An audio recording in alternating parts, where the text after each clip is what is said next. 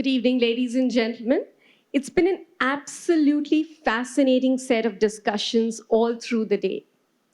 We've had a very vibrant and stimulating exchange of ideas on a host of topics ranging from interconnected ecosystems, digital lending, partnerships, neobanks, branchless banking, and digital connectivity. The theme for this edition is digital connectivity for financial institutions.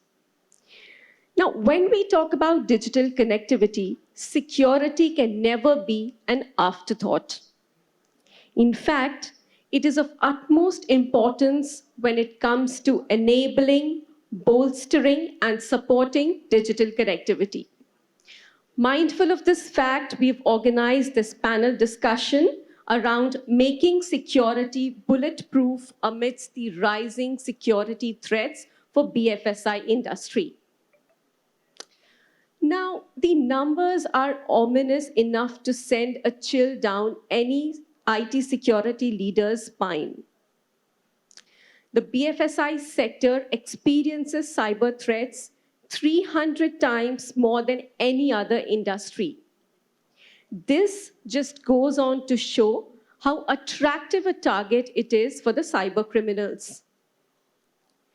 The havoc created by the NetWalker syndrome, Log4j syndrome, the emoted banking Trojan, the Cerberus financial Trojan are still fresh in public memory. In August this year, the Union Minister of State for Finance, Bhagwat Karad, informed the Parliament that the Indian banks have reported 248 data breaches over the last 4 years. This just goes on to show that the vastly increasing digital footprint, the evolving threat landscape, the ever-expanding attack surface can bring in a lot of security challenges for the financial services companies. With that as the premise, I would like to invite all my panelists to share their views on some of these topics around the rising threats and the steps that they should be taking to avert some of these threats. Now, my first question is to Mr. Thapar.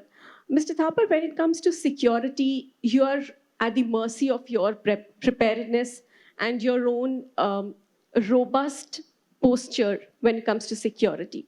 So how do you take a holistic and proactive approach towards the risk assessment of new initiatives that your business is planning around the budgeting, executive communication, collaboration with LOBs on a host of these digital initiatives and projects that they are planning? Hello, thanks, Sneha. So primarily, we all know today's word, the crime domain is more organized, right? So they have almost infinite resources. They can attack any organization. So proactiveness is not by choice, it's a compulsion. You have to be proactive, you have to be prepared, you have to think before an attacker can attack you. What are the areas where he can attack you? Where your attack surface is weak? What the threat intel is speaking and reflecting upon that. So some of those things decide what is the exposure, where is the risk, what are the threats which can emanate and can actually compromise your organization. That's a very basic thing, but your question is actually a very loaded question when you say that how are you protecting new initiative. That's a traditional role of a security function. That any new initiative that goes in, you embed security by design, get the guy sit as part of the product team, get the security guy embedded in the IT team and across the landscape. But the other part of it is where the CISO of next decade is going to probably pick up those skills. And there where the proactiveness has to be there, that you have to manage your budgets. We all know we have finite resources, wherein we have to manage infinite attack vectors, right? There can be anything and everything that can go wrong. So be prepared, do a continuous assessment, think before an attacker really can compromise, what is it that can go wrong in your organization? define all those risks, prioritize those risks, strategize your action plans, and more important on this is what is the risk appetite that you want to drive in the organization? What is it that your board or your leadership gives you a blessing of? That decides to what extent can you protect, to extent that you can mitigate, and since you cannot protect everything, how do you decide on, if I can't protect everything, can I quickly detect it? Can I quickly respond to some of those? So the NIST framework applies. In fact, very, very closely, you have to just align it differently. Identify your risks proactively as much as you can. Once you have identified it, put as many preventive controls as you can within the risk appetite of the organization, because again, every organization will have a different risk appetite. Prepare your plan of action of mitigating those, get a board buy-in for that, and then go ahead for your detection and response strategy, because resilience is the thing which is more effective today than solely preventing or protecting the organizations. So proactiveness is not only that I decide on the policies, I decide on the tools, I decide on the people and the processes, but it's also being ready for if tomorrow things go wrong, how quickly can I stand up, back, recover, and respond? I mean, other way around, respond and recover from such incidents. That said, the other part of the question, which was primarily around the staffing, a challenge, a big time challenge. You can be proactive to a limit, because in today's world, if I can say for last 1.5 years, the demand supply mismatch is actually blown out of proportion for the security world. So how can the skill which you need as a CISO is beyond the technical skills and all other skills that you typically had for a CISO. Today, you need to be a good HR person as well. You need to make your team motivated. You have to upskill them. You have to train them. You have to handhold them. And there are a lot of stress times that come for not only for a CISO, but the teams which are under them. So there is very important stuff that you talk more often with them. Talk to all the stakeholders across the organizations, just not IT. That also helps you proactively manage some of those risks which can emanate, which can actually be exploited, and you get a buy-in from the various stakeholders in the organizations. And the last part of the effective communication to all the stakeholders, first is identify your stakeholders. And again, I reiterate that stakeholder is not IT for an infosec function or a security function. It's more across the organization. In a bank, it may be a digital function, it may be a corporate banking function, it may be a retail function, because every function is, this is the digitization is today relying on this particular control set to be working. So it's important that as a CISO, you interact with them, take them into confidence, explain, get a buy-in from them. That will make it more effective. So if communication has to be there, a trust has to be there with all those stakeholders that are there in the environment, and publish metrics, measure your security. That will only decide whether, if you are proactive, you take some calls, are you really there when things go wrong? So measure it, see the maturity of it, and then publish dashboards and all that stuff, which typically is the standard stuff.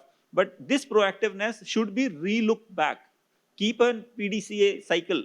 Once you have developed something, once you have deployed something, the action is taken, reassess it, challenge your own controls. Don't believe that what I decided about a year back is still effective today.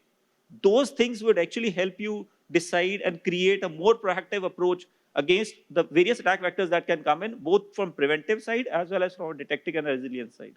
That's all. Thanks. So, Mr. Patil, you've given us a very well-rounded answer with a lot of action points on what organizations need to do, constantly assess their risk posture, and spoke about staffing.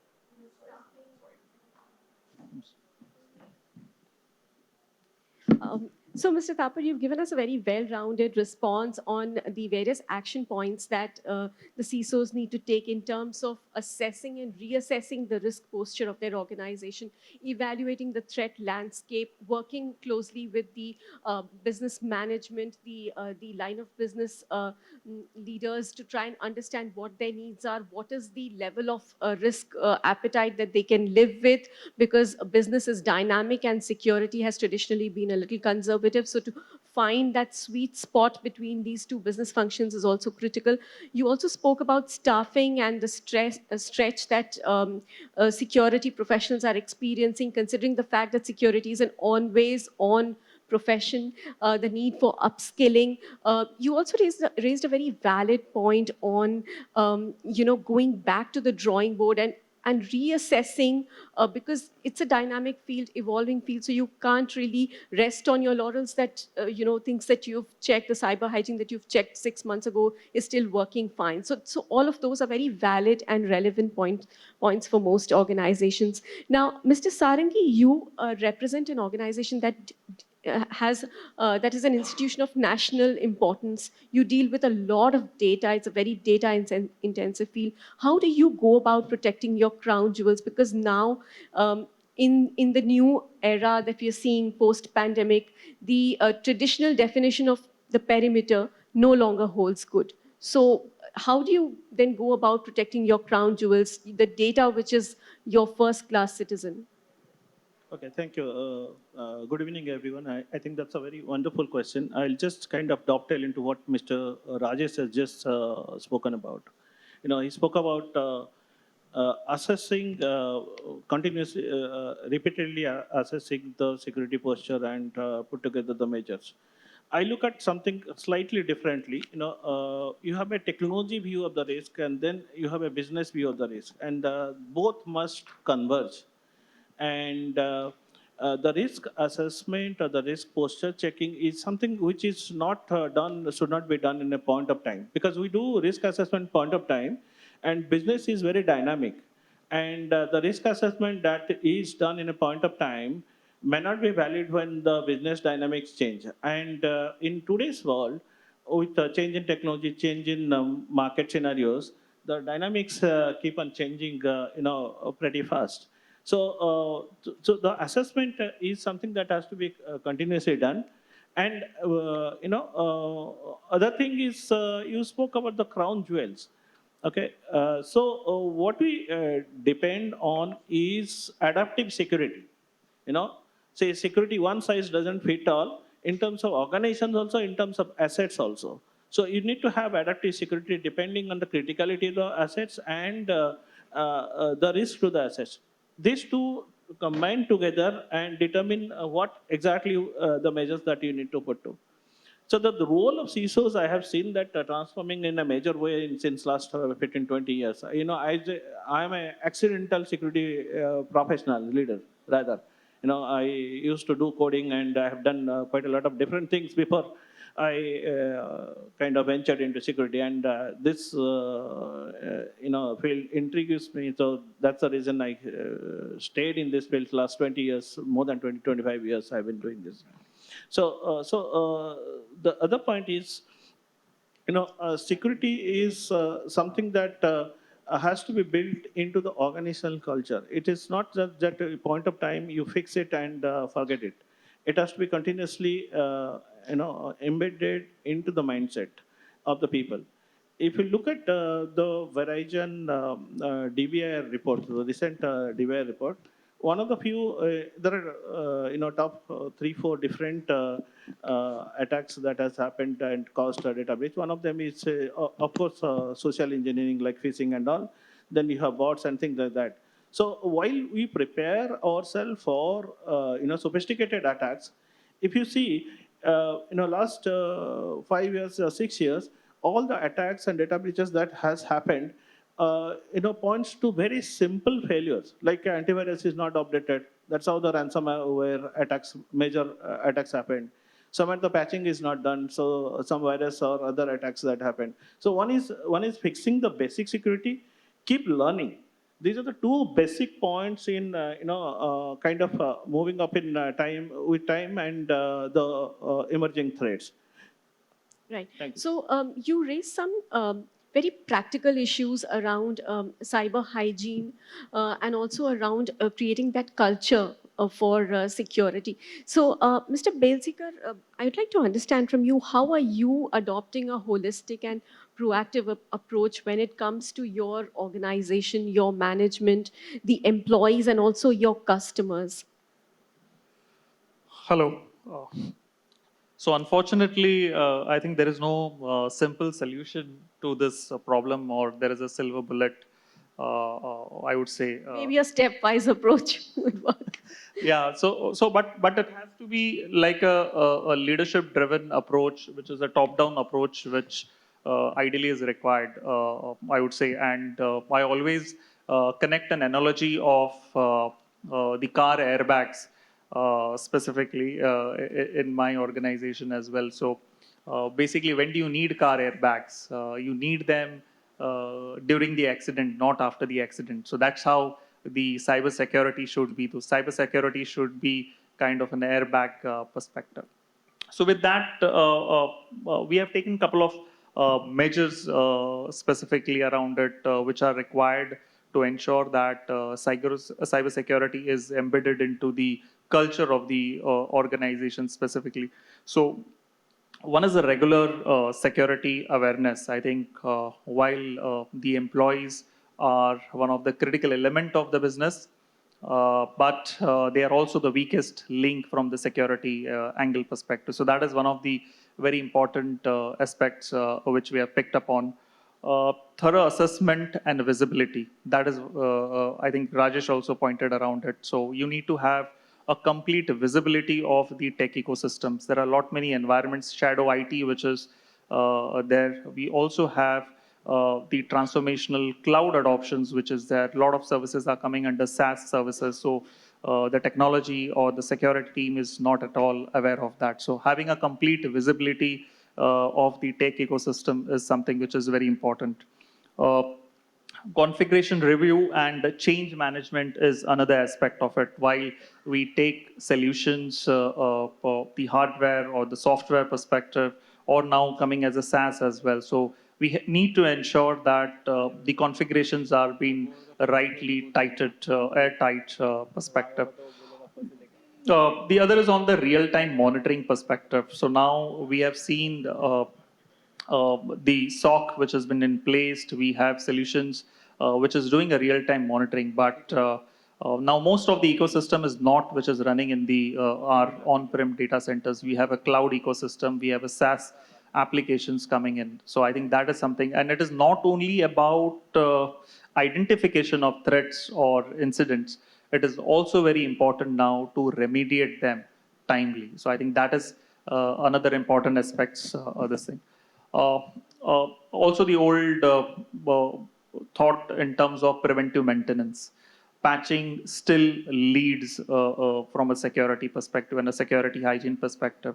So that is very important in terms of not only from a feature releases perspective, but also from a security bugs. I think that is another important aspects perspective. And also if you look at now the threats are also increasing more from the third party as well. So I think that is something which you need to cover up from the entire life cycle, from the onboarding of the partners or during the engagement or also during the offboarding of it. I think these are the couple of measures which we encountered, which will ensure that at least these are not simple solutions, but putting it across all together can really help in improving the security posture of the organization. Right. Thank you, Mr. Belzekar. You raised some relevant points around third party and various other points that you spoke about in terms of cyber resilience. Because when it comes to security, anything that can go wrong will go wrong. So you need to be prepared for it. Now, I'd like to ask Mr. Sobhan Mukherjee around digital trust, because when you're expanding your digital footprint, adopting a digital first model, reaching out to your customers and partners through digital channels, it's really important to embed the digital trust culture within your organization among your customers, the ecosystem partners for your products and services. How do you bake the trust first culture within your organization? How do you think the culture of your organization informs the focus on digital trust? Yeah, I believe that the question is very pertinent. Let me give you a fair submission. Today morning, I start from my home in Bangalore. I'm attending this conclave over here, intended to stay in Mumbai for one day, going back tomorrow with 800 rupees in my wallet. A lot of you will smile if I would have told you these wordings, a sentence, probably 5 years back, you would have thought me a mad. But in today, I know that if I am carrying this mobile, my flight ticket, my hotel reservation, my mobile banking, my UPI is more than sufficient. So whatever I have, it is there in the wallet is the extreme case. Now, whether I required it or not, I don't know. But what, as a customer, my confidence is that whenever and wherever I require, with the fingertips, I can spend and utilize my money as I require. So that's the demand from the customer or the expectation. That is the digital trust we are running with. Now, to underlay such a digital trust, to maintain it, the availability level, this is what the customer expectation. Now, what's the ecosystem of the bank? We need to understand. The ecosystem of the bank is not what 10 years ago that the bank is maintaining its core banking system. I can still recollect when SBI was going through CBS implementation. Going to the branch, link was not there. The clerk was sitting like that, and he was telling that with angry face, what they are doing, don't know, 4 hours, we cannot do anything. And today, if we are not able to do a transaction, a UPI transaction failed, we feel so frustrated that we immediately start thinking something else. The options are many. So the customer demands has increased, but what is the underlying problem? The problem is as big as the solution is. A bank has become an aggregator. It's a collection of vendors, partners, fintechs, ecosystem. So the success or availability of the bank doesn't depend upon only the availability or the services of the bank. Your UPI transactions going down, there may be 10 reasons. NPCI, some network issues, your server gone down, data center issues. But if, as a banker, we go and tell our customer, this is not my problem, there is some problem with network service provider, whether as a customer I am going to listen? No. So the onus lies with the bank. So when we are telling that for this digital trust, what we need to do is a resilient architecture. Is it the only resilient architecture of the bank? I don't believe so, because the entire ecosystem, it's just like there is a war in Ukraine and there is some food scarcity somewhere, there is an inflation somewhere. And if you see even those after there, they have a concrete border. If you see internet doesn't have any border, you can reach America within a fraction of a second. So in this area where the multiple attacks are coming up, which ecosystem will go down and hamper your business service, nobody knows. So the question is that what culture, the role of the culture plays here. Now, culture is a more strategic term. Culture, you cannot grow in 1 day, 2 days. It takes years to bring out a culture that we have embedded this culture. No. As your employees are going, new employees are joining, the culture starts there again. So what's the need of the hour is a discipline, cyber discipline. Initially, it is the IT guys or security guys who defines, okay, we'll implement this application, that. But now business defines, I want that. I want a solution which can disburse my loan in 2 days, open my account in 10 minutes. That's the pressure from the business. So we have to cope up with that. In such an ecosystem, if that is to be there, then business and the entire ecosystem should take the equal partnership on securing the ecosystem. Otherwise, they are the front face who is going to be hampered. So submission is that we need to bring in some security discipline, which gradually, when followed up over the time, because due to rapid digitization, the attack surface is increasing so high that tomorrow you don't know where some security misconfiguration is taking place. So everybody has to work in tandem together so that to create an ecosystem and a culture across the ecosystem, not only your organization or our organization. It's across the ecosystem so that our digital connectivity or the ecosystem remain protected and the digital trust of the customer, of the employees, everybody should be maintained. Right. So, Mr. Mukherjee, you raised a very important point, and you underscored this important aspect that security is a shared responsibility. It's not an IT responsibility. It's not the responsibility of the CISO alone while the buck stops there, but then it is a business risk, and everyone within the organization should be cognizant of the fact that it's a business risk and act accordingly, act responsibly in a way that they don't end up inviting threats within the organization. So I'd like to take that point forward to Mr. Sarangi, and I want to understand from you, how are you building digital trust across the foundation stones of the digital architecture, the security, privacy, the data analytics, the governance, and also the regulatory compliance, the data stewardship across your organization? Right. This is a very complicated question. So I'll try to simplify the answer. Okay. Three things. If you look at digital trust, it is the confidence of your customer in your people, process, and technology that you will do the right thing. So how do you do that? Two, three things, different things. One is do the right thing, document it and prove that you are doing the right thing, and make sure that you take continuous feedback from the ecosystem. That means what the customer wants, customer expect, that need to be fulfilled. So these are the three different aspects I would think that for the digital trust to work. So then you spoke about multiple things like analytics and privacy. Those are not similar things. See, analytics is a tool to use to make sure that when you embark on your journey of digital trust, you use it effectively. The privacy is a different ballgame. It is the different kind of data that we handle. One of them is personal data. It is nothing to do with your business data, but it is to do with your data of individuals, identifiable individuals that you store. So we talk about security and privacy. Those two are slightly different.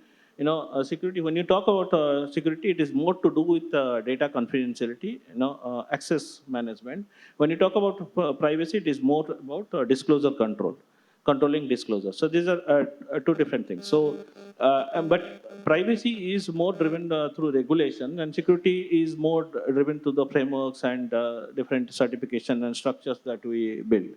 So this is the difference. So to marry them two is we have to have a basic framework, like what Rajesh also told about NIST framework. Any framework you pick up for security, the baseline protection has to be something has to be formed up. So, NIST can be good framework. It has some 5 component: identify, detect, protect, respond, recover. So this framework also can be used. Apart from that, you need to make sure that you are also in the right side of the regulation. The difference between privacy and security is, personal, when you are dealing with personal data, the regulations are specific to a geographical boundary. And there may be regulations which may contradict themselves when you change one jurisdiction to other. So you need to be sensitive to that when you are building a complete structure or a framework around the digital trust. And that should be, when you talk about holistically looking at digital trust, these are the building blocks, components, enablers together that you spoke about that need to work in tandem to build the whole ecosystem. Right. So, Mr. Thapar, there's one big challenge that banks face when it comes to cybersecurity, because banks have traditionally invested in network security, endpoint security, cyber security. Now, there is a lack of visibility and observability across all of these silos of different security parts. How do you leverage the attack surface intelligence and threat intelligence to then work around this challenge? So I think one of the biggest problem in today's cyber world is, and for most of the organization, unless you are a greenfield or you've just cropped up, is the tools and technologies were inducted into the organization as the security was evolving. So this was a reaction to something going wrong, either in that organization or elsewhere. Let's buy a tool, let's put in a process, and that is plugged. So over the years, I think of the organizations which have been probably 30, 40, 50-year-old. And for last 15, 20 years, if They have a would lot of technical debt. they keep onboarding technologies and also security tools, say security processes. And it was always a reactive stuff, to be honest. The policies were following the incident which was happening elsewhere. Oh, this has happened, now let me change the policy. This has happened, let me change the policy. So with that, what also happened is, leave aside the administrative controls and administrative thing around that, on the technology front, what happened was there were a lot of pointed tools or point sec tools, point security, point in time or point security tools, which actually got embedded in each of the organizations. Which in isolation probably did wonderful job at that point of time, what was demanded from it. But today's scenario, wherein you have so much of an interplay of the digital systems, and not only within the organization, when the same tools are extended, not tools, but the technologies and the processes are extending beyond the perimeter of your organization, those pointed tools become very difficult to centrally monitor and make the most of it. The ROI, which probably was thought at that point of time, has been met. But is that tool good enough for today's scenario in a pointed sec? May not be. So trend which is required, and what I feel has started off, is integrated security. I'm not calling here the source and the orchestrations and all that stuff. That's definitely required, where one view of to all the tools bringing in and giving me a one perspective of what is going right, wrong in the environment and XDRs and all that stuff. But beyond that, it's also important is that we have maybe application of a lot of analytics on this, proactively threat hunting on a set of tools rather than single tool. I mean, the other challenge also was that you can't have a team monitoring each of those tools. While you can integrate with SIMs and all, but all that what you're integrating with SIM is, I can be challenged there, but it's never 100% of what the essence of that pointed tool is.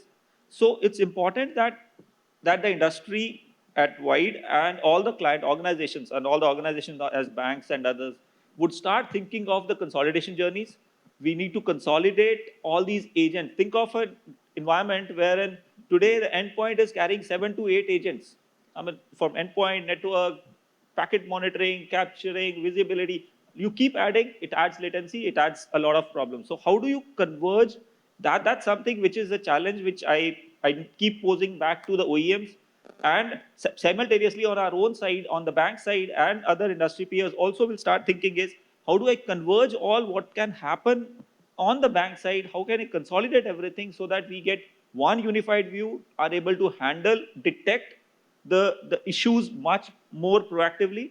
The visibility is an important gap. It's a gap, and to be honest, it's if somebody reads out my articles, if I would have written 10 articles, 6 of them would be actually emphasizing on visibility. Visibility is the biggest gap, and to be honest, that actually reflects of that unknown unknowns which CISOs are always wary of.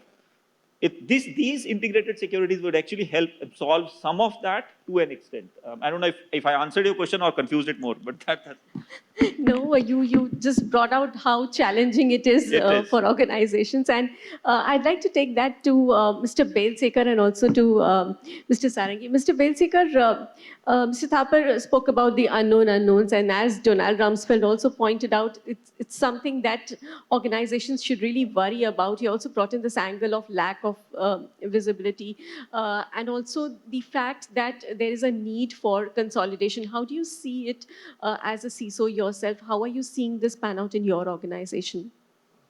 I think one of the way we are doing it through a data-centric approach is what we are internally doing, and it's a journey, I would say. So one thing is, there are a couple of tenets which comes along to it. One is the data discovery. There is a dark web of data. If you see, any organization would be having it internally within themselves. I think that is something which needs to get discovered from the compliance, from the regulatory perspective as well. So I think that is something which we started with first. Then we started with, as the co-panelists talked about, data governance perspective. I think that is another aspect. It is not only from the business security, but it's from the entire enterprise-wide perspective. So I think that data governance or the data management itself also brings a lot of awareness and the discipline in terms of the policies, procedures, how the data is getting exchanged perspective. With this, we also followed some cycle on the data classification perspective as well. So once we know our data, I think that is the step where we get into the data classification perspective. And then with the help of that, we do data tagging and data watermarking perspective, which these all exercise actually gives an inputs to our data leakage protection perspective. So all the DLP inputs are coming out from here. So making it simplifying the access, because all these is going to be, if you look at from the data management, data governance, data discovery, data classification, these are all the owners of business perspective, because end of the day, the tech and the security is only the custodians of it perspective. Uh, then it also comes around on the encryption strategies as well. So how the data has been transmitted, stored. So that is also an important aspect from a data encryption strategy perspective. Other is on the identity management. Well, we have all hearing the buzzword zero trust and verify everything perspective. So I think that is something which we have to look upon, and that also get attached to the identity management as well, where we are talking about we have to verify everything, and when we are verifying, you have to verify the access, identity perspective, the device perspective, the location perspective. That is something which also adds in. Again, with the cloud adoption perspective and the SaaS application perspective, almost we are seeing around more than 50% of the enterprise applications are not sitting in the data center, or it is managed by the enterprise. It is actually coming outside the application. You talk about your financials, you talk about your HRMS. Most of these applications are actually coming as a SaaS perspective, and it all happens to be in very easy integration nowadays with within this API economy which we're talking about. So it's just an API integration, and the data exchange starts this thing. So that's where the data governance comes into a picture, and obviously there is continuous education which is required, the awareness which is required to the employees as well. So putting together all these tenants makes the security as a more of a data-centric perspective. Mr. Mukherjee, how are you making security more data-centric and infrastructure-centric? See, Also, if you could highlight how do you see cloud playing a role there? How do you see cloud playing a role there? Fundamentally, we cannot provide the same level of security to everything. It will be a willful waste. So we need to understand where your crown jewels are, and then your layered security should be basis what is the sensitivity of the data, whether those are PIIs or critical business data and all these things. Now, fundamentally, if you check how in cloud, data discovery is one of the, still in my mind is a challenge, because your data is stored in very dispersed manner in several instances. So typical conventional DLP tools which are working effectively in your on-prem environment may or may not that effectively work in those, in the cloud environment. You don't know. And then sort of security misconfiguration will be very challenging. Any S3 bucket where your policies has been set to global, it doesn't require to be global, and then you set some misconfiguration, and we have fundamentally misconception that clouds are inherently secure. No, the CIS standard which has been given is given for cloud instances also. So you create an, we say AMIs are available in the AWS Play Store, and then go and just spin up instance. No, that's not true. Actually, from those things, you should create a golden image and then use on that. And basically, if you don't know how your at least what Safar sir has told that we don't have basic visibility of the environment. But one thing is that I found a very good result. You create your data path. How will you create your data path? Somebody is accessing. What are the areas or what are the points through which my data is passing through my organization? It is through SFTP, it is through email, it is through per se your internet uploads and all these things. If you have a thorough understanding of that thing, then you can see what are the controls available over there. That is point number one, and then you can do a risk assessment or a gap assessment on that. Second point is that where are the data stored happened, what are the controls there, and especially access control. Third thing is that data discovery and what I say data life cycle. Lot of Excel and all these things in a financial institution, customer sensitive data is lying through mail. Now we need to understand, even though that employees has left the organization, the mails has to be stored as per the regulatory requirement. Some approval, some this thing, and then tomorrow your mailbox for any reason or your backup of the mail archivals has compromised. You have a huge data which is we are trying to protect so many things, and then we identify that one 6 MB of Excel sheet contains your probably 5 lakh customer data, and then everything goes on for a toss, that because you have put across encryption, you have put across all the security controls, PIM, PAM, DAM, everything, and that one Excel sheet contains 5 lakh customer data, their Aadhaar number, account number, PIs, and everything, and that is floating through your email. So I think the first point is that we need to map a data path, and then come discuss with the business and come into a conclusion that these are vulnerable. We have very limited controls on those areas. So this has to be stopped. And then what are the avenues? So that's what I tell, technology then has to be enabler. The next question we are going to face is that then how? So before you go to the business without a solution, then probably turn back and run away, because business is going to listen. You have to go to the business, approach to the business with at least one or two, what I say, alternate solution, that these are the areas of concern, and tomorrow it goes wrong, these are the repercussions, and as the business vertical owner, you are ultimately responsible for that. Leave apart, don't think about CISO's job and all these things, but reputation of the bank and reputation of your vertical you have to look into. And then if you are looking into that area, then these are the alternatives available. They may not be as seamless as people used to, because once people used to certain things, sending on email or sending on WhatsApp or sending on something else. If you tell them, give them a better solution also, first thing, no. They don't want to, why should I learn something and then change all these things? I have to intimate 20 people. There is already a set process. So fundamentally, we need to first identify, and we need to get a business buy. And only the way the business buy is that we need to propagate that two things. First, CISO, CTO, they are not the, CIO is not the risk owner. The ultimate risk owner is the business. Because it is the business is the customer interface as a banking or BFSI industry, which are creating the trust to the customer or bringing money or giving money. So tomorrow some things happen, it is the business which is going to face the customer. CISO, CTO will be doing firefighting, all these things. They will not be facing the customer.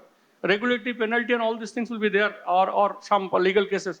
But this is the affected things is the business.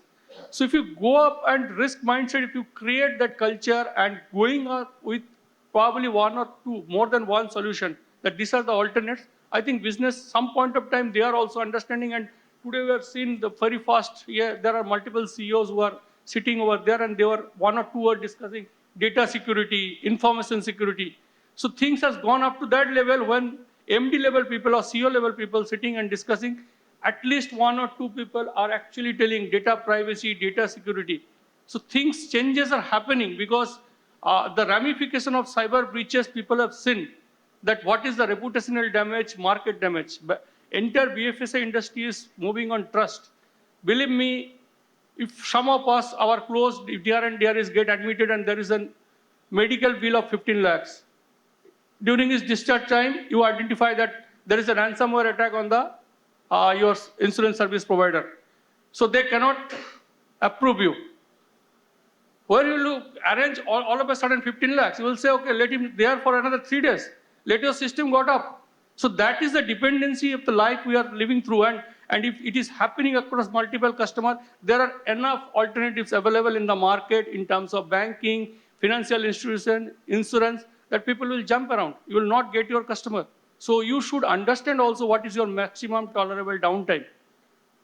If you have that in vision, I think if you discuss with business, we are, as a CISO, we are able to propagate that message, we'll definitely get a buy, and then the better result will definitely come out. I think just to Yes, Mr. Mukherjee, very provocative points, and I'd like to take it to you, Mr. Vilsekar. Your thoughts on this? no, actually, I've been seeing in the industry as well. We have we actually as a tech team or the info security team, it's basically they try to get into the solutions first, directly into the solutioning. I think the moment we try to add the risk management first, and then we try to map the solutions which are addressing those risks, I think that would be the real helpful, and that is where the business will be able to understand. Otherwise, it's just one of the buying of tools and putting it on the shelf. That's it. So I think the risk management or the risk mapping with the tools is one of the very important activity. Yeah, that's a very relevant point. Mr. Sarangi, your thoughts on this? I'll give you one of my experience. A long time back, I was with an organization and I wanted to have a spam filtering solution. And when I went to management told me, you get spam or you delete it. Why do you need a tool for that? And why do you need to spend? Okay, and I came back. And what I did was I looked at statistics. I went to the IT team and looked at all the statistics and data. How much spam is being sent to the organization? How many are being clicked and read by people? And in terms of pure productivity numbers, what is the productivity loss because of spam? And I took that number. And the second part I took is, how many of the spam possibly can be malicious. So I took both these numbers and went to the management and said that the productivity loss is around, let's say, X%, 15% or something. And there's a risk aspect as well. And the next question I was asked is, do you think the money you are asking is enough? So, if you look at the security as something that solution that you need to build, it is always a different view that you can give to the management to make sure that it has really value proposition in it. And the role of CISOs have really transformed. I probably have slightly different view, since I have been working in progressive organization, security leadership has always been kind of represented in the board and the senior most leadership. And I've seen that, my movement of CISOs from guards to detectives and data center to boardroom, that has been, I've seen a lot. That's one thing that, the industry, there's a common problem that we feel is the silos, that different teams operate in silos, and how do you break those silos and make sure there is a coherent effort to fight something, the common schools. Yeah, so we create the silos in terms of making people owners and bringing ownership to different individuals. We indirectly create silos, and the way I look at it is, it has to be something like individually responsible and collectively accountable. So together we fail, or together we succeed. That's how we should look at bringing the team together to make sure that it is a coherent and integrated effort to sort a problem rather than looking at something which is a patchwork. And I had a very good. I think he gave a very good example, and I have a slight different variants of it. Now that we know that airbags, safety in car, and there's another concept that, airbag will work only if you have seat belts, right? So if you have you have minimum security measures that you take, then only the bigger protection will work. If you do not have the patches, basic patches, all the firewalls and all the protection in the perimeter will not help you. So you need to have the seat belt so that the airbags inflate. So that's a new addition to after the current news that I came across. Right. Yeah, that's it. So That's an interesting analogy because you once again brought focus on the fact that you have to get your basics right when it comes to security, and only then you can think of the advanced level protection and preparedness. Now, you also spoke about being about the angle of accountability, and I'd like to take that to Mr. Thapar. Mr. Thapar, a bank's security is only as strong as its weakest link, and in this digital era, banking has become more of an ecosystem play. There are your third-party software vendors, there are these fintech partners, your alliance partners. When all of them have access to your networks to provide services, how do you then ensure that security is taken care of, and how do you ensure that they bring in the same levels of security and compliance?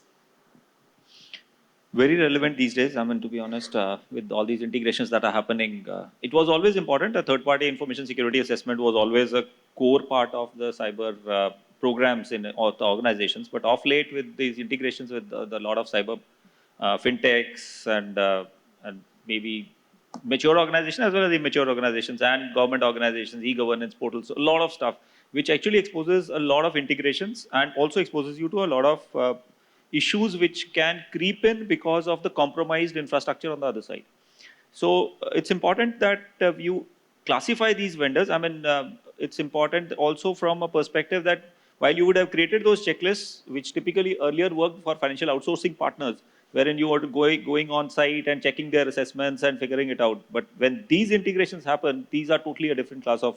Okay, so you will have to classify these vendors. What sort of exposures can come in from what sort of partners? If it's a software developer, the checks would be different. If he's integrating to through APIs, the checks are different. If if it's a service provider who is entering in and rendering services directly, the checks are different. So classify them, prepare your checklist as earlier for some other point you were saying no size fits all. I mean, so no one size would fit for a checklist assessments perspective as well. Document it, document your risk, put in your due diligence where you can. When you are integrating with your own environment, see, can you have a toll gate for that traffic which is coming in?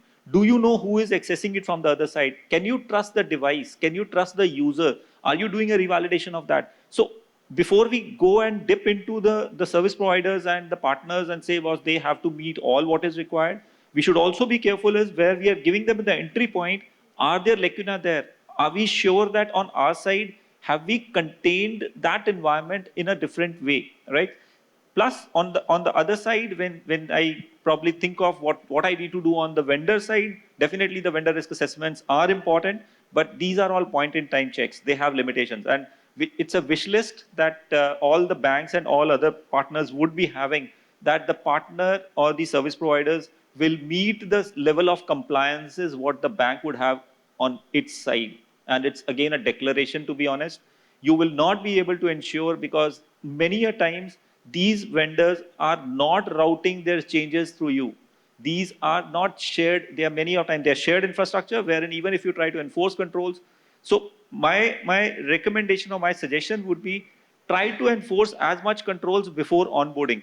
Moment you onboard, it becomes a dependency. It's very difficult to come out of that, and sometime you also may get a challenge, may get a pushback from the business units and all. But that is where the CISO's role actually come in, is play out what is the risk that we can still mitigate in whatever ways. If now we know what the risk exposures are, can we contain the data which is going to be shared? Sometimes you have to expose data with them. Can I expose in one or the other way that if tomorrow things go wrong at that end, at the partner's end, what is the exposure to the organization? Can I contain that exposure? Maybe through some of the data-centric approaches which were mentioned, and I'm sharing data, but I'm asking them to mask it. I'm asking them to encrypt it. I say, I'll not share the entire data. I'll only share the sample data. If he's entering into my organization, do I have a revalidations and all that stuff? So keep reiterating, but there are few out of the box thought process that I have. And to be honest, I've been looking for support across the industry. One, that we should collaborate on the client side. I mean, banks, for example, should collaborate with each other and consolidate one security baseline that these vendors need to adhere, because these vendors normally typically come back and say, you are only asking this, the other bank is not. C bank is not. You are only asking. So I would maybe charge you something, or I'll not able to meet those expectations. But if this problem is for everybody in the financial sector, why can't we evolve a checklist which is standardized and insist on these partners to meet that minimal baseline, and we collaborate with amongst entities, amongst ourselves, to say and reflect upon if there are control weaknesses that are there for any of these partners, which may be, I'm sorry if there are any partners there, but it is more from an intent perspective that together we can make it secure, so that if there is any issues which are not getting resolved, I should be able to bring up as a defaulter out, so that he is not able to penetrate into other organizations till the time he fixes some of these basic gaps.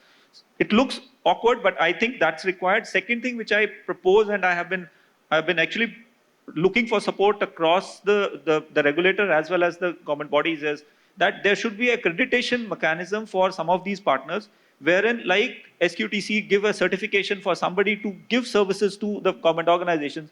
Why not for the financial sector, that some of these service providers, at least the larger ones, get a certification for their security controls at a particular level, only then they should be allowed to be empaneled in the organization. I think this may be, I'm not too sure of the limitations which are there, but I feel this would actually solve and put more accountability on these partners, because today anything going wrong, it is the issue of the regulated entities to defend. And we are explaining, while we may make all due diligence, we may try to attempt everything, we will not be able to meet the expectation.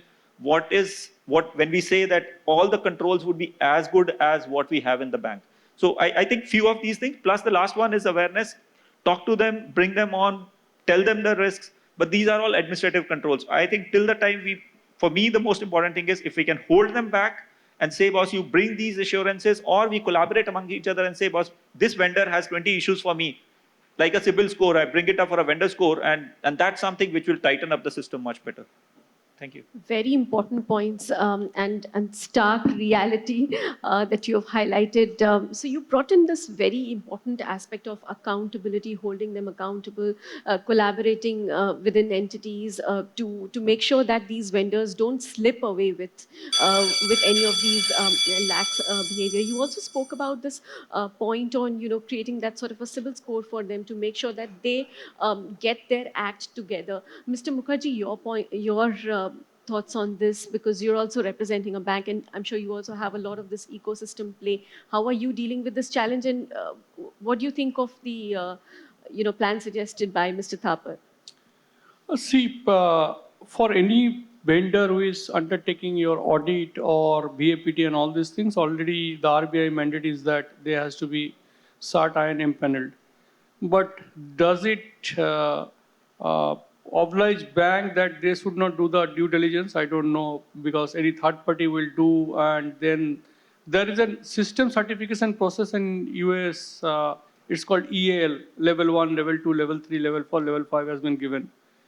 It's system level, it can be done, but risk is dynamic. It's not a static parameter that you have done the audit or risk assessment and you keep a seal. You have done an audit, and next moment he has opened or done some foolishness, server misconfiguration, firewall misconfiguration, done something. So this is so dynamic that process-wise or application or system-wise, you cannot certify something. Only thing is that as the ecosystem, that's what I told you, the problem is as bigger as the solution is. As more and more digitization will happen, it will become more seamless, more vendor partner, more system, the problem will grow up. So I believe that is there. And there is one more knack I have seen. I am a CISO of a small bank, so any vendor, I have done a risk assessment. So I found a lot of gaps, and then I tell, okay, boss, your risk posture is so high, I'm not going to give you a sign off. And then they will come back to the business and they tell, sir, SBI, HDFC, ICICI Bank, all are using all this thing. So bypassing the security. business will come, big banks are using, and why are you not? So I told, okay, call for a meeting with the business guy, that guy. So I called for a meeting, they called for a meeting, and I go and I said, see, with all your influencing, it's not going to work on me. What is happening? I am not going to give you sign off. But today I am going to connect with their CISOs and CROs and I'll tell this is our risk posture, how they are continuing. So immediately they said, no, sir, they are not our customer. We are providing support through someone. So there is misinterpretation which is also going on in the market. They will always show you some big partner, sir, we are the partner of them, then we are giving, they are using our solution. And you will identify that they are, somebody is selling you core banking system and they are somewhere, they are giving you something, email server. So don't trust on They're the things. hoodwinking them. So do it diligently because you are the ultimate risk owner. You cannot, after something happened, you cannot go and tell the world that no, other bigger banks are also using or bigger organizations using, so we have also used. It's not going to work. And this risk will always go on, and we have to be vigilant and be continuously work towards that, to the ecosystem. Mr. Betsekar and Mr. Sarangi, have you faced similar challenges?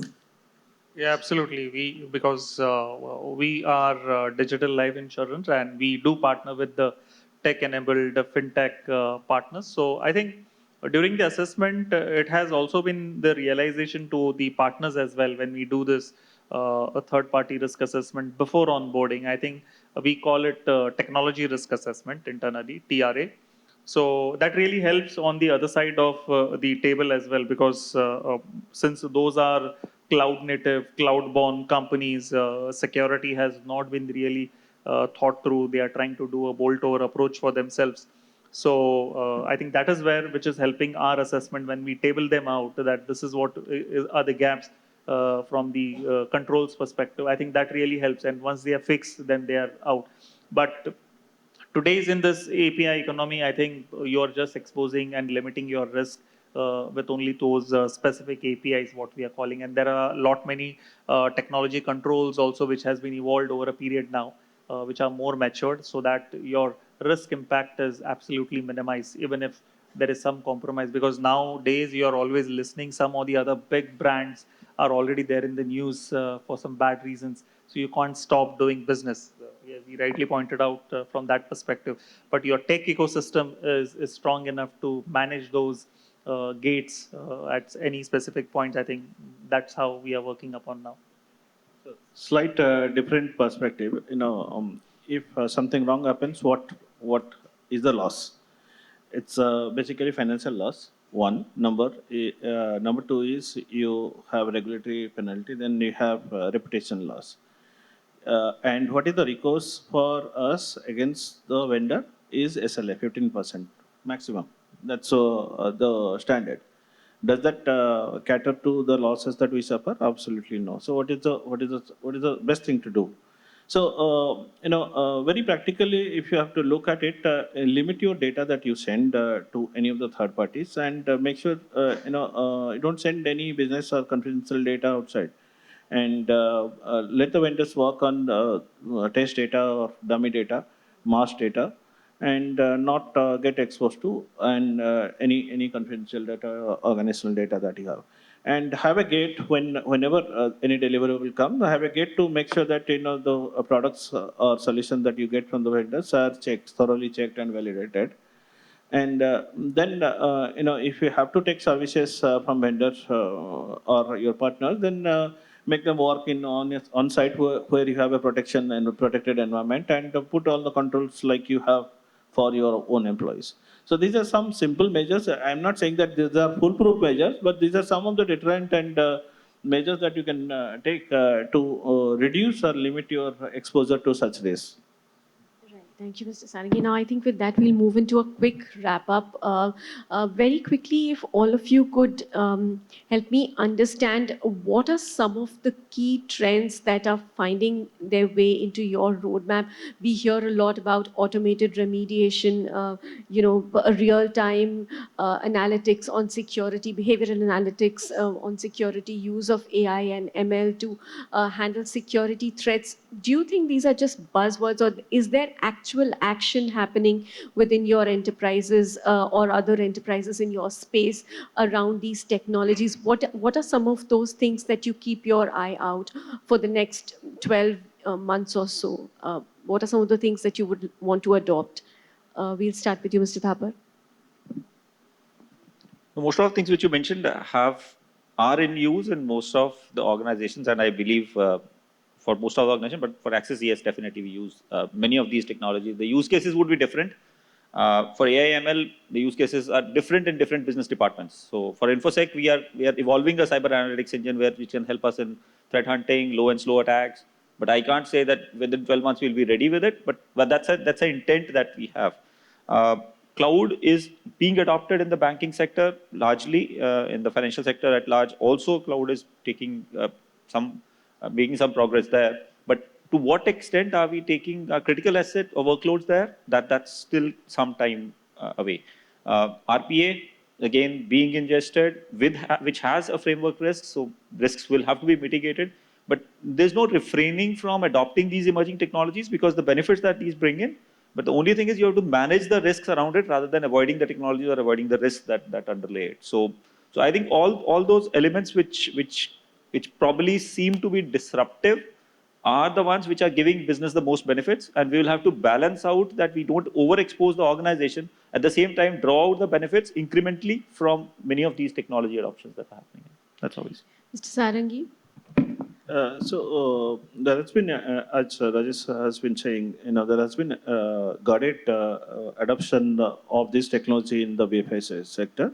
And some of these, technologies that you mentioned has also inherent risk. That also is being looked at, like AI. There is AI has a, risk of bias. Okay, bias in it. While technology like analytics are very well suited and being used in security, security technologies like AI, ML, and other things are still being experimented a lot, and the adoption is slow.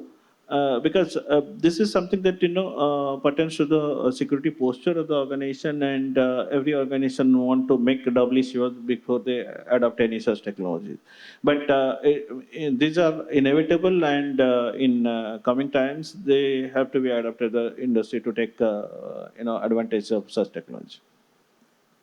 So we are tracking the shift left security, which is more of a DevSecOps this thing. So if you see, the cloud is fueling the digital transformation perspective. I think with such a high velocity of the changes which is moving around, I think that's where we are focusing more on the shift left. So supporting the development engineering team as to give the early feedback to their development life cycle.